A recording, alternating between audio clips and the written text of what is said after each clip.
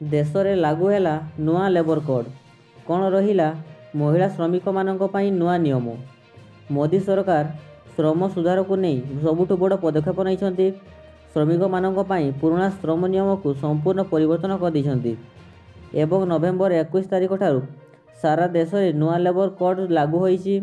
ସରକାର କହିଛନ୍ତି ଯେ ଏହି ପରିବର୍ତ୍ତନ ଆତ୍ମନିର୍ଭରଶୀଳ ଭାରତର ଦିଗରେ ଐତିହାସିକ ସୁଧାର ଆଣିବ, ଯାହାକି ଦେଶର ରୋଜଗାର ବ୍ୟବସ୍ଥା ଏବଂ ଇଣ୍ଡଷ୍ଟ୍ରିଆଲ ସିଷ୍ଟମରେ ସୁଧାର ଆଣିବ।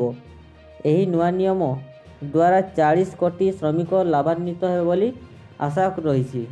ନୂଆ ଲେବର କୋଡ଼୍ ଅନୁସାରେ ପ୍ଲାଟଫର୍ମ ୱାର୍କର ଠାରୁ ନେଇ ସମସ୍ତ ୱାର୍କର୍ସମାନଙ୍କ ସୁରକ୍ଷା ବ୍ୟବସ୍ଥା ସମାନ ରହିବ। ନୂଆ ଲେବର କୋଡ଼୍ର ନିୟମ ଅନୁସାରେ ନିଯୁକ୍ତିପତ୍ର ଅନିବାର୍ଯ୍ୟ, ନ୍ୟୁନତମ ବେତନ ସାରା ଦେଶରେ ଗୋଟିଏ ରହିବ ଏବଂ ଉଚିତ ସମୟରେ ବେତନ ମିଳିବ। 40 ବର୍ଷରୁ ଉର୍ଦ୍ଧ୍ୱ ବୟସର କର୍ମଚାରୀମାନଙ୍କ ପାଇଁ ବର୍ଷରେ ଥରେ ମାତ୍ର ମାଗଣା ସ୍ୱାସ୍ଥ୍ୟ ପରୀକ୍ଷା କରାଯିବ ଏବଂ ଖଣି, କେମିକାଲ ଓ କନଷ୍ଟ୍ରକ୍ସନ କ୍ଷେତ୍ରରେ ପୂର୍ଣ୍ଣ ସ୍ୱାସ୍ଥ୍ୟ ସୁରକ୍ଷା ମିଳିବ। ନୂଆ ଲେବର କୋଡ଼୍ ଅନୁସାରେ 1 ବର୍ଷ ସ୍ଥାୟୀ ଚାକିରି ପରେ ଗ୍ରେଚ୍ୟୁଟି ମିଳିବ। ଏହା ପ୍ରାଇଭେଟ୍ ସେକ୍ଟର ଲୋକମାନଙ୍କ ପାଇଁ ଲାଭପ୍ରଦ ହେବ। ନୂଆ ନିୟମ ଅନୁସାରେ ବର୍ତ୍ତମାନ ମହିଳାମାନେ ସୁରକ୍ଷା ପ୍ରବନ୍ଧରେ ନାଇଟ୍ ସିଫ୍ଟ କରିବେ। ସମାନ ବେତନ ଓ ସୁରକ୍ଷିତ କାର୍ଯ୍ୟସ୍ଥଳର ଗ୍ୟାରେଣ୍ଟି ମଧ୍ୟ ନୂଆ କୋଡ଼୍ରେ ସାମିଲ ହେବ।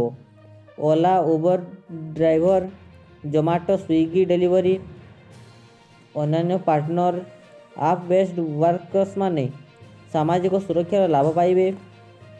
କର୍ମଚାରୀମାନଙ୍କୁ ବର୍ତ୍ତମାନ ଓଭରଟାଇମ୍ ପାଇଁ ଡବଲ ପଇସା ମିଳିବ ଏବଂ କଣ୍ଟ୍ରାକ୍ଟ ୱାର୍କର୍ସଙ୍କୁ ମଧ୍ୟ ନ୍ୟୁନତମ ବେତନ, ସାମାଜିକ ସୁରକ୍ଷା ଓ କାମର ଗ୍ୟାରେଣ୍ଟି ମିଳିବ।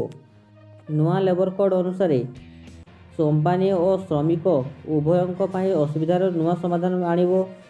ସରକାରଙ୍କ ବିଶ୍ୱାସ ରହିଛି ଯେ ନୂଆ ଲେବର କୋଡ଼୍ ନିୟମ ଅନୁସାରେ 2047 ସୁଦ୍ଧା ବିକଶିତ ଭାରତର ଲକ୍ଷ୍ୟ ରଖି ଆଗକୁ ଆଗଉଛି।